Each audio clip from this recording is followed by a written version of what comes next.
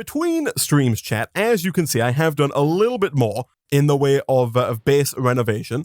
This base is currently still a bit of a work in progress. You can see there are kind of still rather large holes in the walls. We don't quite have enough of the purple glass or the purple stained glass to refill some of these windows here. But essentially, I've built like a little corridor down the middle and then kind of replicated what was this side over here over on this side. As you can see, very much so still a work in progress. The roof still needs to be extended and there's still some slabs and whatnot to put down, but we do now have more room. And chat, I've also gone ahead and made a bunch more of these storage drawers. And not only have I made more of the kind of single slot storage drawers that we were previously using for all of our bonsai hopping pot drops, but I've also made a ton of these framed storage drawers that are 2x2. So these can hold 4 individual items. They still hold the same number of items in total. So each one of these drawers can hold up to 2,048 of any given item, whereas these ones here can hold 4 lots of 512. So in total, it's still 2,048, but it can hold 4 items instead of 1, which is super useful because we do have quite a lot of items. I've tried to start sorting things out slowly but surely. There are still quite a few items hanging around that don't really work with storage drawers, like individual pieces of armor don't work, and the tanks don't work, and like things like the reservoir here really don't work either. So not everything's going to fit in here, but the vast majority of our stuff is now being stored in storage drawers, which gives us a much better idea of where things are, and also a much better idea if we come up close, just like how much of something we have. And it also hopefully is going to make it a lot easier for us to deposit things going forward, because now if we have, a couple of items in our inventory filling things up like this, we can just double right click on the drawer controller and it will deposit everything in our inventory into a storage drawer if there is a storage drawer for that item. At the end of the last stream, we did finally, chat, manage to get a culinary generator, which I have since moved out of the Nether and through to the overworld, so I could start processing, some more of our ores here. And we also, of course, managed to finally get the terrain generator, which allows us to actually start building things in the Nether. So we now do also have access to things like these magma blocks and the netherrack here, which should give us access to lava, chat. And so I think one of the first things that we might do today is maybe try and upgrade our cobblestone generator. We do have exactly 1 block of netherrack here, and what we should be able to do with the old squeezer, which should be hanging out in one of these chests here, is that we should be able to turn this netherrack into lava. Someone does make a good point, though, that we could actually just go and grab lava, right? We do have lava in the nether, and that makes a lot more sense than what I'm trying to do here. So you know what, yeah, let's dump the netherrack back in its slot there. Do we already have a bucket? You know what, let's just grab our reservoir. So yeah, if we take our reservoir here, chat, and we head on through to the nether, I believe we did get far enough with our terrain scanner to where we do have at least a couple of blocks of lava ready to be collected.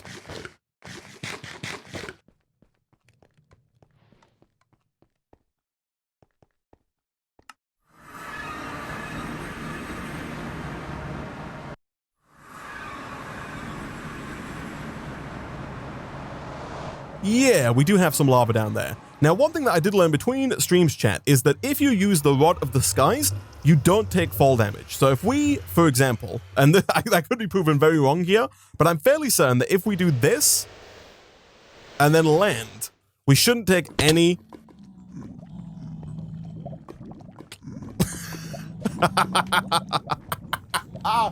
What?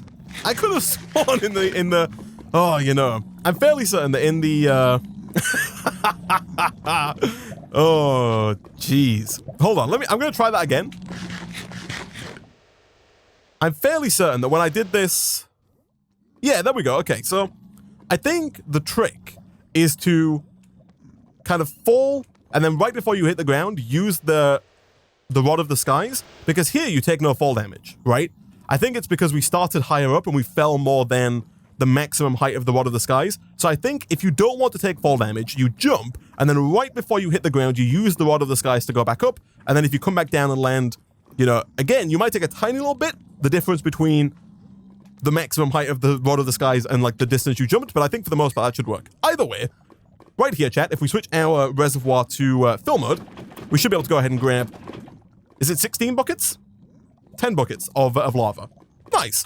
And then if we do a quick /home, essentially, chat, all I'm thinking now is that we can kind of retire this cobblestone generating system. It's done as well so far, and has managed to automatically generate some cobblestone, but it is rather slow. It's not a huge waste. We can repurpose the block reader and the redstone writer for other uses going forward, and we could even, in fact, just use it to automate the making of, living rock or living wood or anything really that requires the pure daisy. But for now, what we can do, and what is going to be hopefully much, much faster, is we can put down 1 block of water, 1 block of lava. If we do something like this, we'll put the water down right about here. Make sure it's flowing. We'll put the lava down over on this side. So again, V to change to empty mode. There we go. That should make cobblestone. It does indeed. And then if we just go ahead and replace down the miner like so, that should be a much, much faster cobblestone generator. Previously, of course, we were getting about 1 cobblestone every 90 seconds because that's how long it took the pure daisy to turn endstone into cobblestone. Whereas now, we're getting 1, maybe every 2 or 3 seconds, if that. It is significantly faster, and so fast, in fact, that we should probably go ahead and craft up another storage drawer just for cobblestone right on top of that miner there, because that is going to fill up real fast. And I think, I'm not quite sure how the miner works. I don't know if it will keep breaking even if its inventories are full and just leave the cobblestone on the floor, or if it will stop breaking blocks when it gets full. Either way, of course, in an ideal world, we do want to make sure that we're always getting as much cobblestone as possible. So let's go ahead and craft up another chest. And then if we craft that chest with some sticks, we can go ahead and, of course, craft up another one of the framed storage drawers. Now, of course, we are somewhat low on sticks. And I think the next thing, chat, that I want to kind of fix here is our fueling system. I think what I'm going to do is, instead of sending both logs and sticks over to our ender flames, I think I'm instead just going to send logs. And I'm going to probably try and craft those logs into planks. I think that's going to make a lot more sense. And I'll show you what I mean in just a second. We are also going to need a transfer node, and I do think we have at least 1 spare transfer node over here somewhere.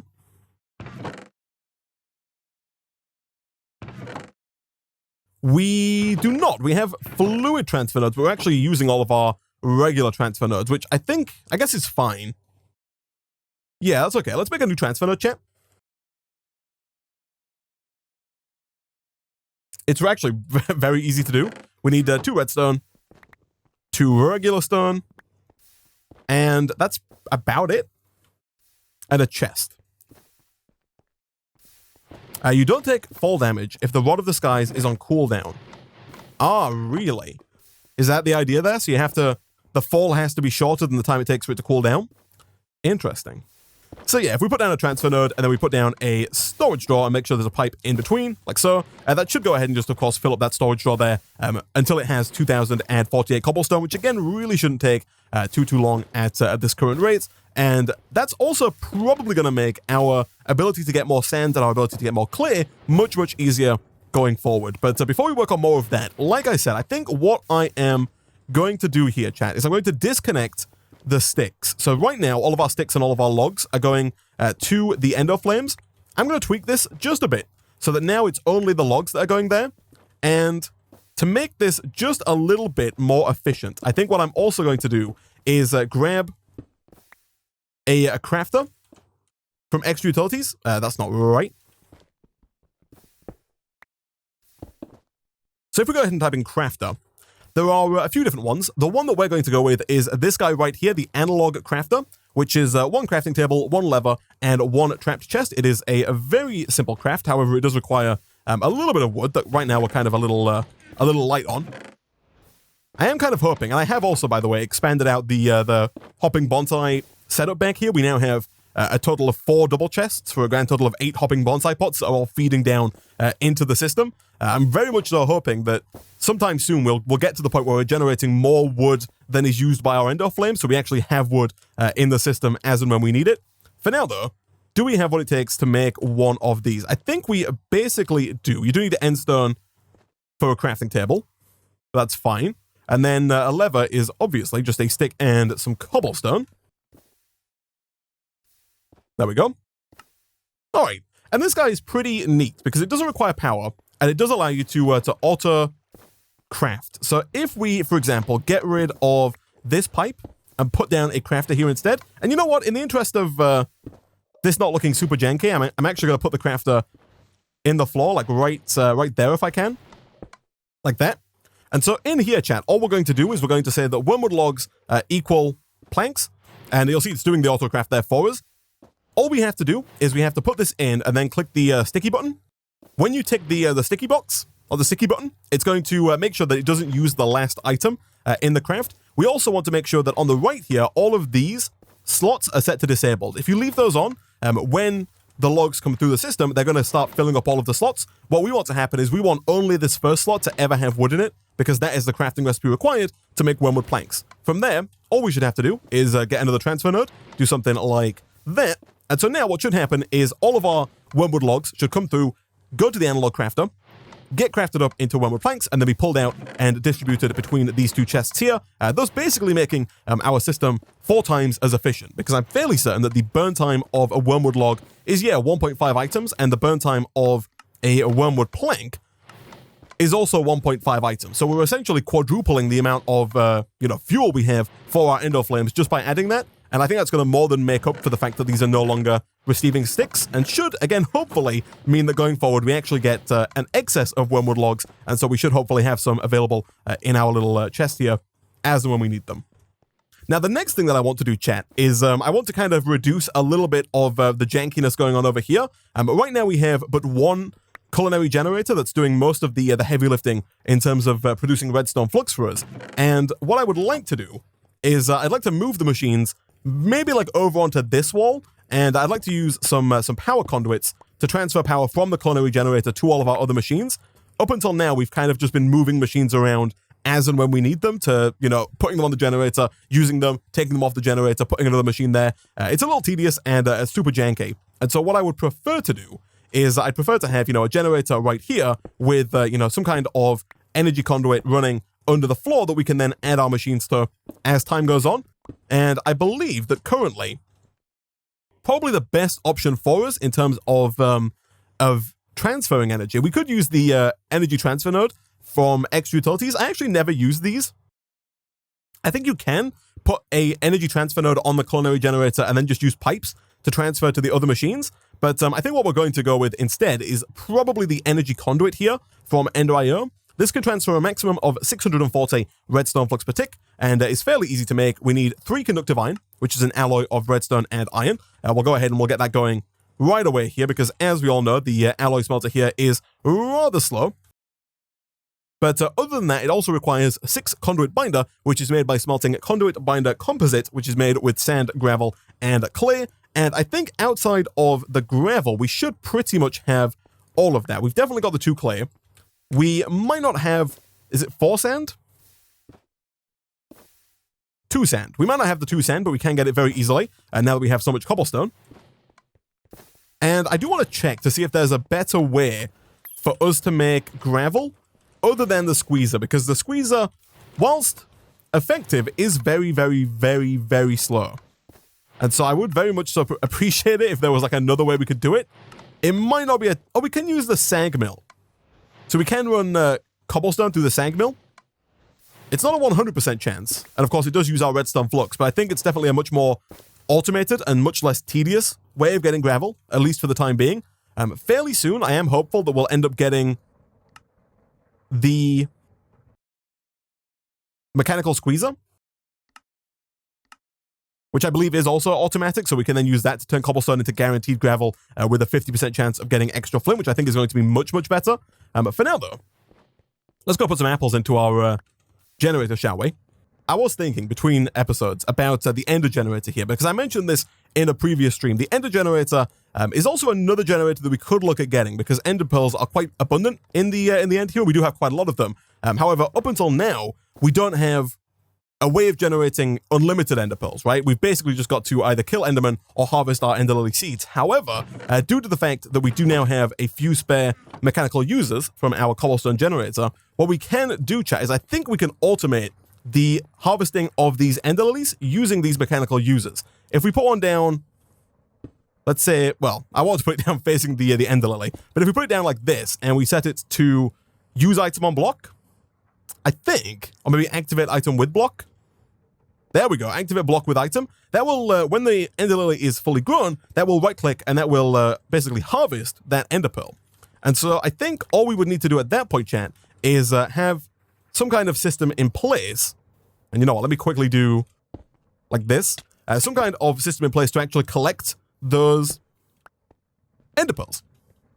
And I think, if I'm not mistaken, probably one of the easiest and best options for us doing that is the hopper hawk, which is another flower from Britannia that is not too difficult to make. It does require a rune of air, which I'm not quite sure if we have a spare one lying around. Let me bookmark the old hopper hawk here. And then rune. I think we only have a fire rune at the moment. Yeah. Okay, that's actually fine, because also what I do want to work on today, chat, is I do want to work on getting the Orchid indium online, and I think this does also require another rune of air.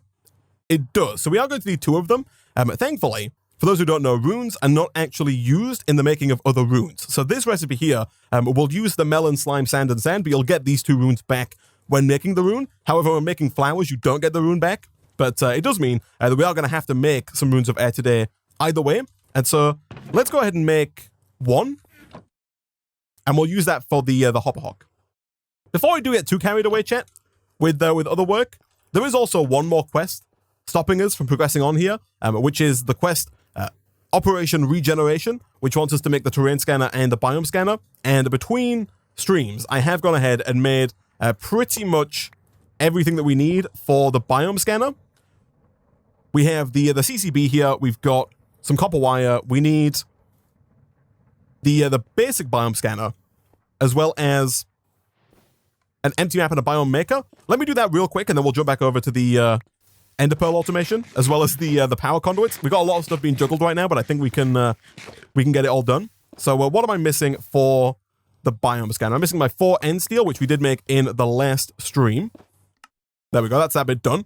And then we also need a empty map, which I think we might have to go and do some sugarcane harvesting, which I don't think we have that much paper right now. But again, it is rather easy to do thanks to the old snad that we've got lying around.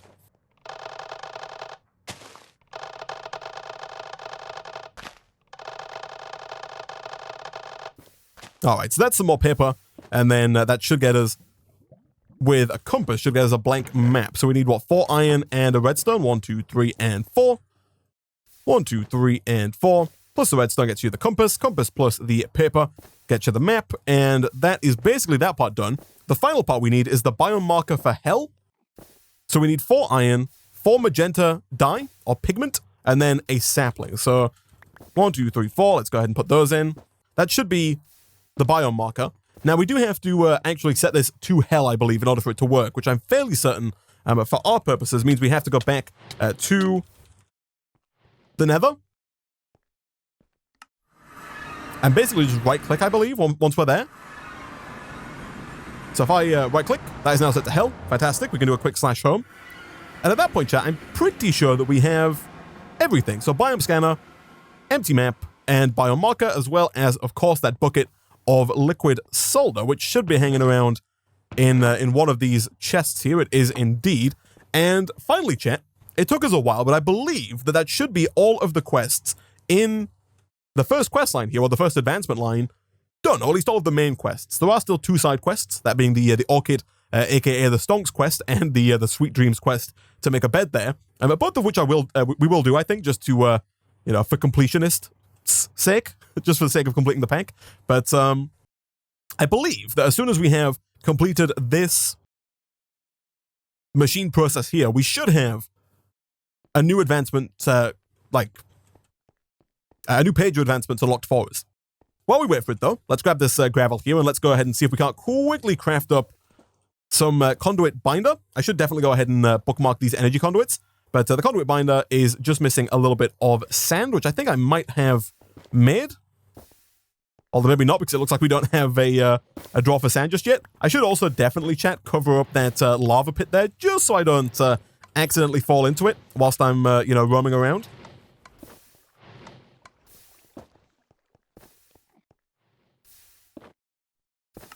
There we go, that's 8 conduit binder. I do also think, chat, that it's definitely going to be worth us investing in an electric furnace today. I think we're going to try and get the simple electric furnace from ENDER, because despite having a decent amount of power now, we are still a little light on fuel, although maybe, oh yeah, look at that, perfect. We are starting to finally back up on wormwood logs. So for now, let's go and, I guess, throw you down here with some conduit binder. This guy is done. And so hopefully, oh, I bet I have to have both items in my inventory at once. There we go. Advancement made, Operation Regeneration. Nice. And we do now have the Soulless Dimension. Here we go. So we now have a whole new line of quests with some flight rings at the top here. We've got a blast furnace, I see, some pneumatic craft, some better machines from ENDER. It looks like it is going to take us a while to get to the full fat sag mill and alloy smelter, but I'm very much so looking forward to that. There's also finally the ore excavation modifier, so we can get excavation on our pickaxes. And then there's also the rainbow generator quest. Interesting.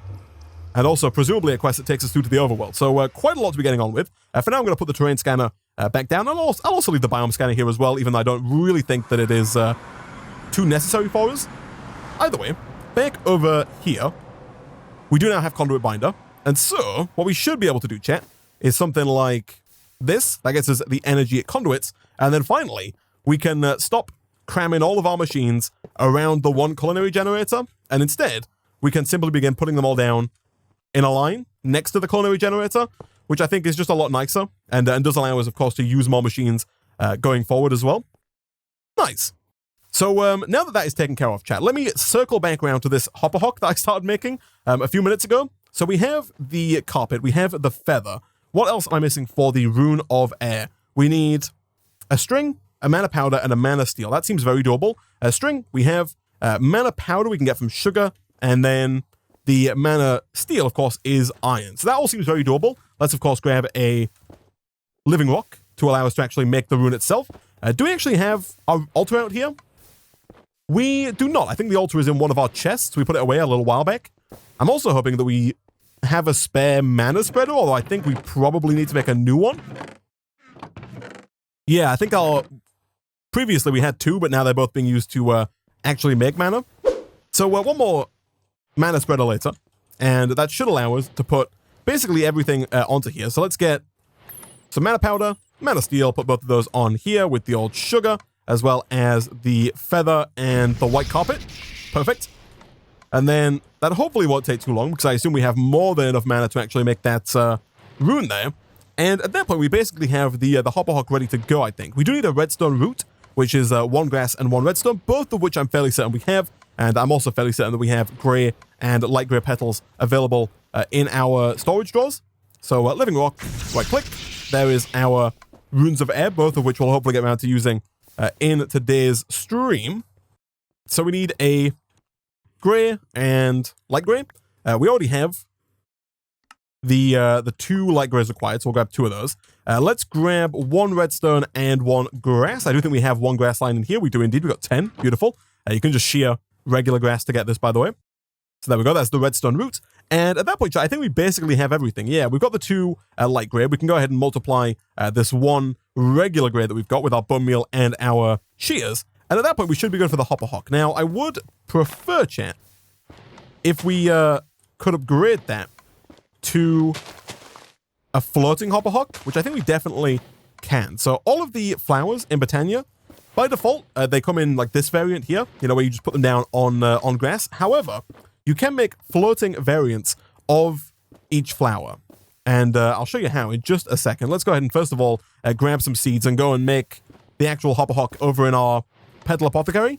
So water with the water of the seas, good stuff. And then 2 grey, 2 darker grey, 1 redstone root, 1 rune of air, and seeds. Nice. So what we can do, chat, is we can craft this with a floating flower to make a floating hopper hock. And the floating flower is 1 dirt, 1 pasture seed, which is made with grass in the mana pool, plus 1 glimmering flower. That could be the downfall of us. However, because you need, normally you need glowstone for that. Let me check that though. Yeah, and you still do. However, chat, we do of course now have the secret up our sleeve that is the terrain generator in the Nether. And it's entirely possible that if we, grab a few apples here and we head on through to the Nether, we might be able to generate some glowstone that we could then use to float our hopper hook. Let's see. So what we'll do is we'll put down the culinary generator back on top like this, and then we'll go ahead and turn this on. Unfortunately, chat, it looks like there's not any glowstone here. I do see some glowstone in somebody else's chunk, of course, but it looks like that is basically done and has not generated any glowstone. So once we've generated one chunk, the way that we generate the next chunk is by picking up the old terrain scanner and then moving 16 blocks away from where we currently are. So if we grab some endstone here and do a quick slash back, what we should be able to do is we should be able to go 1, 2, 3, 4, 5, 6, 7, 8, 9, 10, 11, you won't believe it, 12, 13, 14, 15, and 16. And then if we put the terrain generator down right about there, and of course, once again, with the culinary generator and some apples, that should be, I believe, generate the next chunk, like this one here.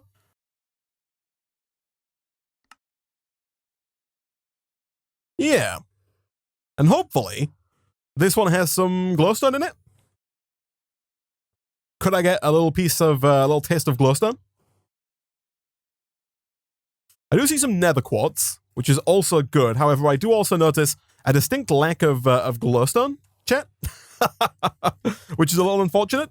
If we do F3G, oh, look at that, chat. Thankfully, I was not aware of this, but we have actually placed down our, like when we first placed our generator down, we placed it on a chunk border, which is brilliant because the chunk is 16 blocks. So it means that going forward, I don't have to actually count my my blocks like I did a moment ago. Instead, I can just go until we hit the next border because a chunk by default is 16 by 16 blocks. So if we move over to the next border here, that's where our terrain generator needs to go next. So right there.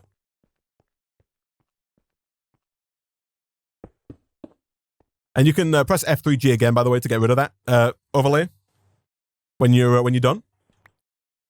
Make sure not to lose the terrain generator. I should probably build bigger platforms to stop it disappearing, because it would be a little heartbreaking if we did lose this guy. Seeing a lot of magma blocks, which is nice, and also a lot of nether quartz as well, which is also good. I'm not quite sure what all we have there, but I'm very much so hoping for just one singular piece of glowstone, please, game.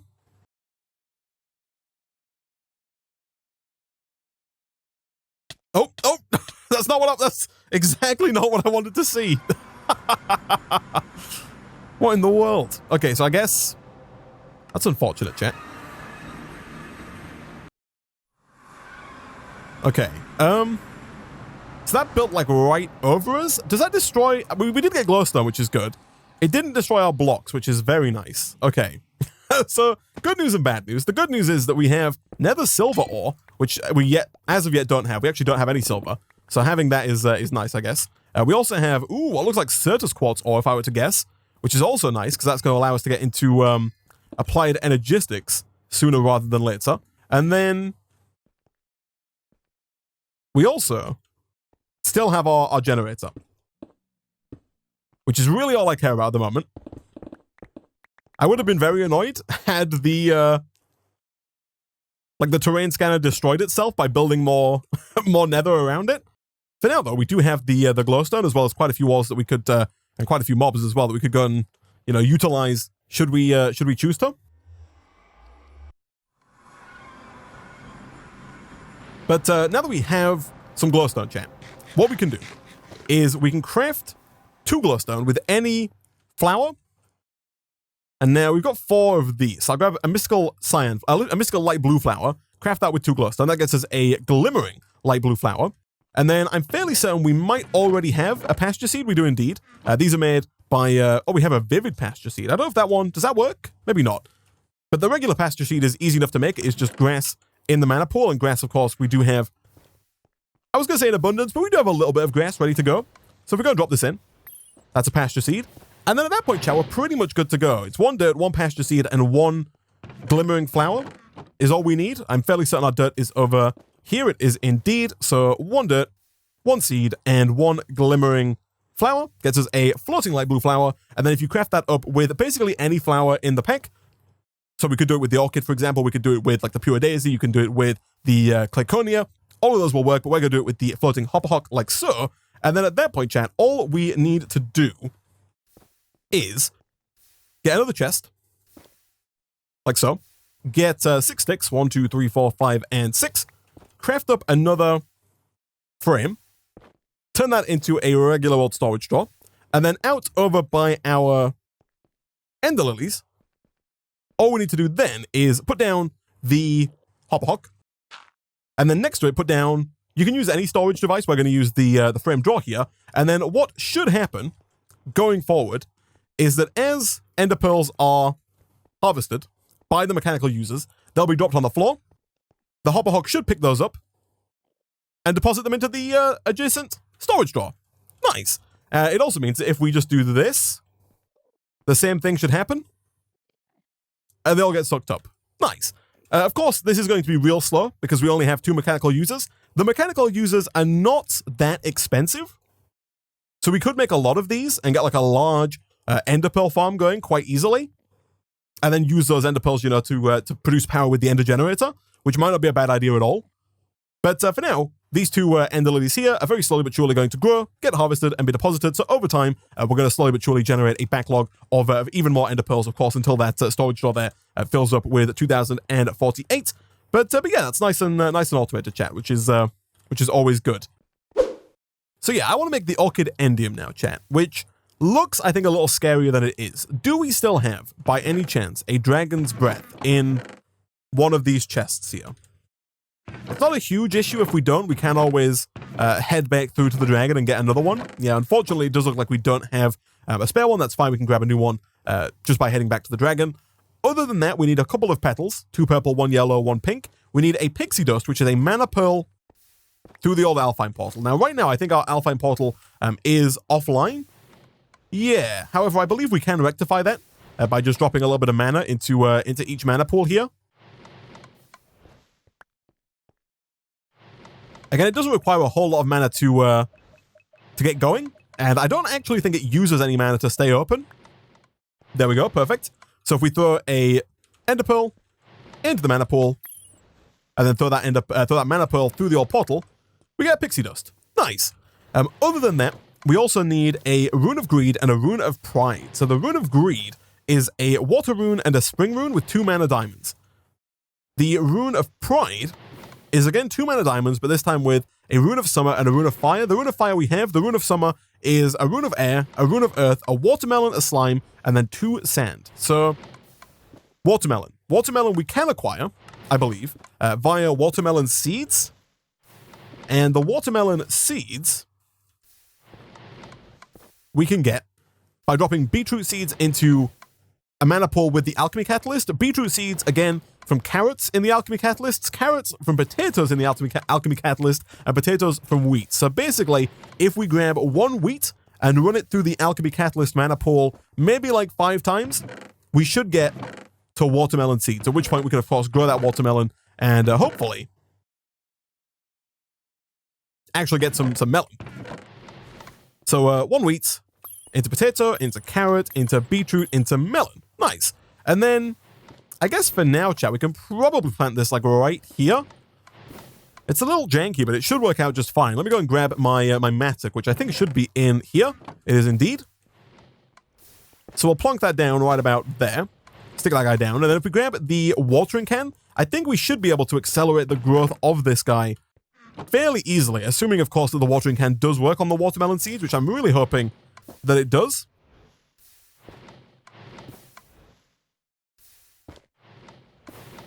However, it would appear, based on the evidence of my own eyes, that it is not working. That's fine. We'll use the bone meal to get the stem grown, and then maybe the watering can works there. Perfect. All right. Nice. So we have the melon. That's easy enough. And so that should make getting the Rune of Pride fairly easy. We have the Rune of Air. The Rune of Earth is a mushroom, a block of coal, a chiseled stone, and then 2 of the same old, you know, mana steel and mana ingot. I don't think we have a spare mushroom. However, if memory serves me right, the mushroom is, I think, an N-biotic on Stygian grass next to the pure daisy.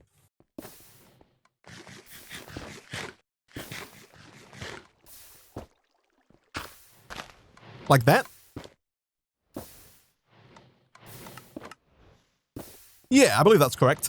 So that should get us another mushroom, at which point the Rune of Earth really shouldn't be too difficult. And again, we do get these 2 runes back when we make the Rune of Summer, so we don't actually lose those, which is nice. And we do get the Rune of Fire and the Rune of Summer back when we make the Rune of Pride. So again, we can use these multiple times for making these runes, which is real nice. While that's doing its thing, let's go and grab 1 stone. Let's also grab a block of coal, which I think I do have in here. I do indeed. That's the one we were using before to make soot-covered redstone and whatnot. And then at that point, chat, I think we're basically good to go on the Rune of Earth.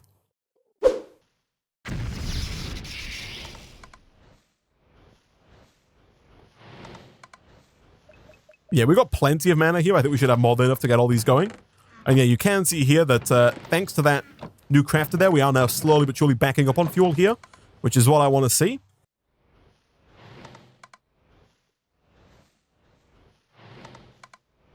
This is done. Beautiful.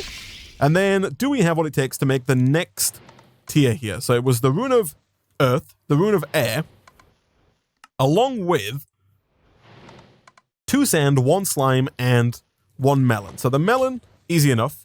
The 2 sand is also easy enough. We just grab 2 cobblestone and throw that in over here. 1, 2. The slime is also fairly easy. We just grab some cactus and throw that into our alchemy catalyst mana pool. And again, I do think we have at least a little bit of cactus here. We do indeed. We want to make sure we always have at least 1 so we can use it on the sned. But right now we have more than 1, so we're all good. There we go. And there we go. That is the Rune of Summer. So once that is done, chat, really the only hard part left is the Rune of Greed. So we need water and spring. Spring is fire and water. Again, we do get the fire and water back there. So none of that looks too difficult. It's a little tedious. We should have enough diamonds for it, I think. Let me go check if we've got 4 diamonds left. But I do think we have everything it takes. Yeah, we have 11. Beautiful. So let's go make those into 4 mana diamonds. Water, fire, plus 3 saplings and a wheat.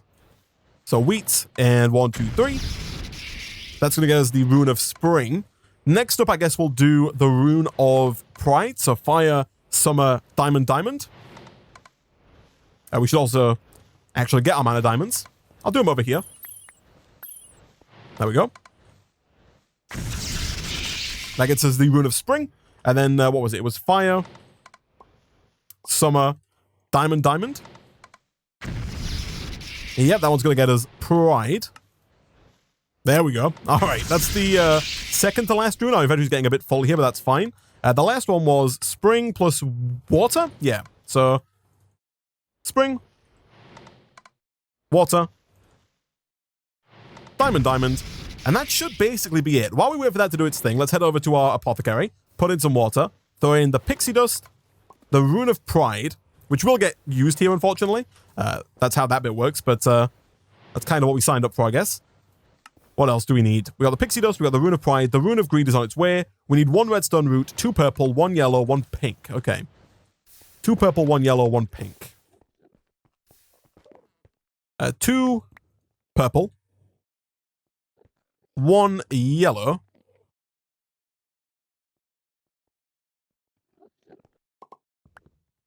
I'll put our grey back, actually, as well. And 1 pink, which I assume is magenta.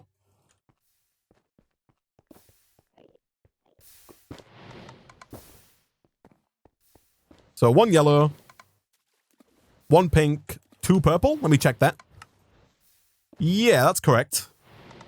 Oh, it is pink, not magenta. You can shift right click, by the way, to pull these out. So magenta is not the one we're after. We're actually after pink, which we don't have. I don't think. Let me check. Yeah, I don't see any pink over here, chat. So I think it might be one of those times again when we have to get our floor fertilizer out and just hope that the Botania gods are on our side. Oh, they are. All right. So I think all we're missing here now is the redstone root and the dragon breath. Yeah. So the redstone root again, nice and easy. The dragon breath could prove a little tricky. Let's see, redstone plus grass gets us the old redstone root. And then I assume we have... I think you can leave things, by the way, in the Petal Apothecary basically forever. I'm going to be annoyed if we come back and that's despawned. But I don't think it does. All right. All we need is a little bit of your finest breath, good sir. That is all I desire. If I could get that with without any damage being dealt to me, that would be also grand.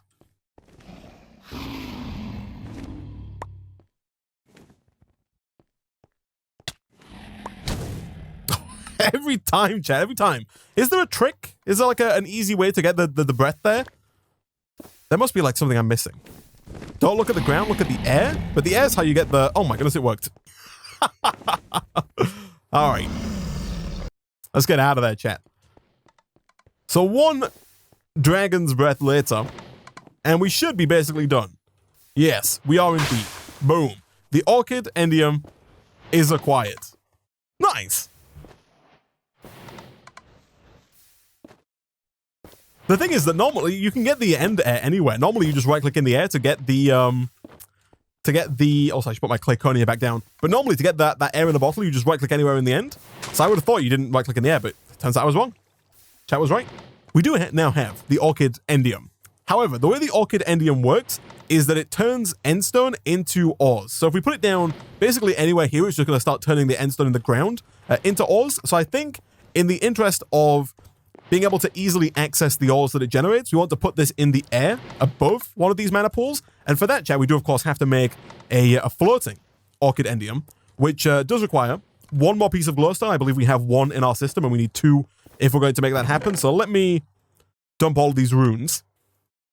And then let's go and see if we can't get one more glowstone dust with our terrain generator. Let's quickly take a peek up here.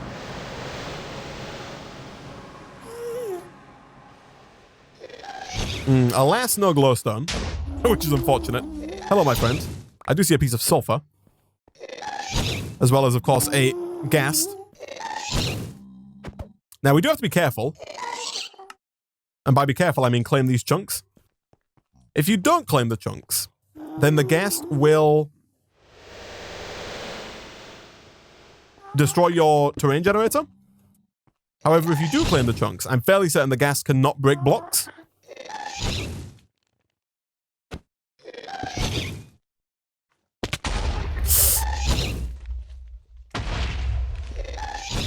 Don't worry about it, chat. I got this. I got this under control.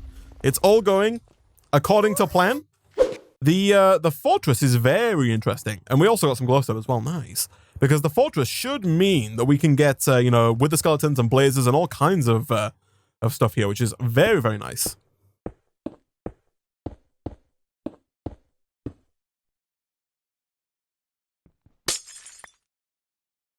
Cool. So once again, grab one of our mystical flowers from over here. Let's go with maybe blue. No, we'll go with purple. We've got 3 purple. Craft that up with 2 glowstone to get our glimmering purple. Grab 1 dirt. Craft up 1 dirt with 1 pasture seed and 1 glimmering flower. That gets the floating purple flower. And at that point, we can then craft that with our Orchid indium to get a floating Orchid indium. Nice. Now, I'm not quite sure, Chad, what the maximum distance is that you can have a flower be away from the mana pool. I don't think it's crazy far, but I also don't think it's crazy close. I think maybe like 7 blocks, potentially.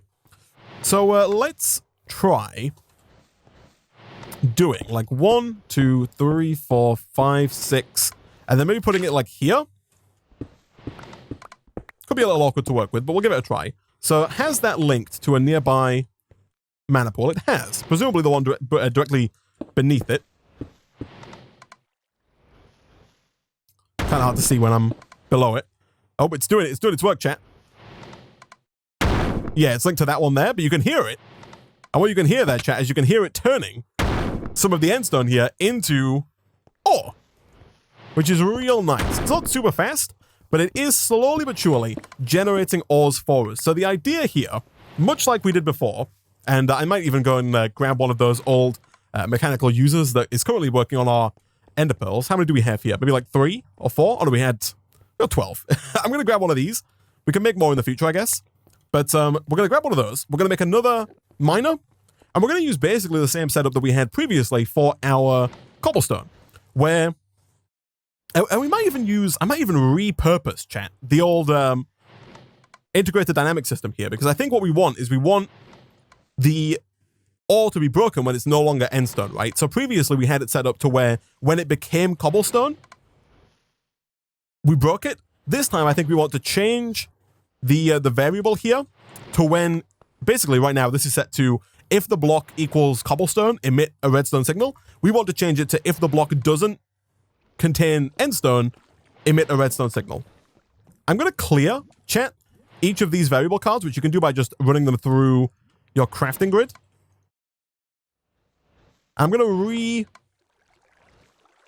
organize this stuff here. Before we do that, though, let's go make a miner.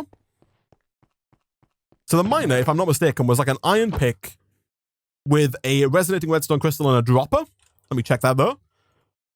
It was indeed. So the resonating crystal is 1 ender shard with 4 redstone. 1 and then 4.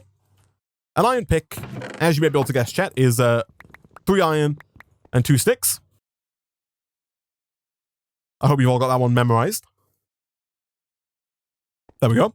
And then we just need 1 redstone and 7 endstone for the old dropper there. Beautiful. So dropper, crystal, and iron. That gets us the miner. Now, all of these are going to go up in the air. And it's going to look a little janky, I think, chat. And we will build out of cobblestone here, just so we don't end up creating ores as we build. But essentially, all we're going to do here, I think, is let's... Actually, I'm going to put down the user right here. We're going to have that be set to, of course, place. So we're going to have that place block, right click. We'll go with random slots so we can fill this up with endstone. There we go. So if I start to put endstone in there, that should get placed up. It does indeed. Fantastic. We're then going to put the miner down. Gosh, the sound. We're going to put the miner down, like right there. We want this set to redstone, though, so that it only breaks when it's given a redstone signal, right? So for that, that's where our integrated dynamics comes in. So what we're going to do is we're going to get our block reader, and we're going to put that up against this block here. And then let me grab that cable if I can as well. Let's pick basically all this up, actually. There we go. So we're going to have cable here. We're going to have redstone writer. Did I pick that up? No, I didn't. It's over there. We're going to have the redstone writer up against the miner. Like so. And then in here, we're going to do the same thing we did last time. We're going to do block variable. This variable just tells us which block is in front of there. Over in the logic programmer, which is currently away. It's currently like over in one of these guys. There it is. I'll put this back down like here, I guess. So we're going to have another one that's set to block. So we're basically creating a variable for endstone, like so. So we have the block that's in front of the miner, and we have a variable set to endstone. We're then going to go to, I'll type in equals. This icon here, the exclamation mark equals, means not equals. So we're going to say that if this block in front of the miner is not equal to endstone, emit a boolean of true. And that should, chat, be pretty much all of it. We do need the variable storage, and that needs to be connected up. So I'll put that down. I think like right there, maybe for, you know what? I was going to say for a bit of compactness, but we still need a cable there. So you know what? I'm just going to put it like there, even though it's a bit janky. So if we put in the writer, the redstone writer that is, we're going to take our final variable card and put it in the redstone boolean slot again. And we're going to make sure that it's set to true when it comes to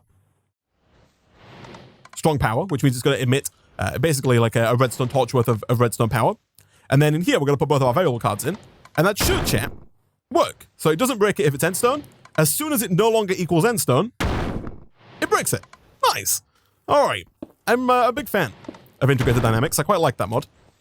And that works, chat. That works. So slowly but surely over time, this miner up here is going to fill up with stuff.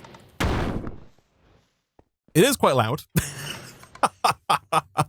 But it works. Now, I guess the only issue there, for now what I'm going to do is I'm going to put like a transfer node and a chest down. Going forward though, and what we might look at doing in the next stream potentially, is we probably want to look at like automatically processing what comes out of there.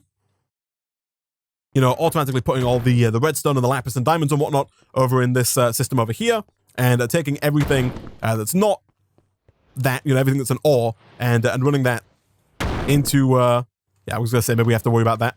That's fine.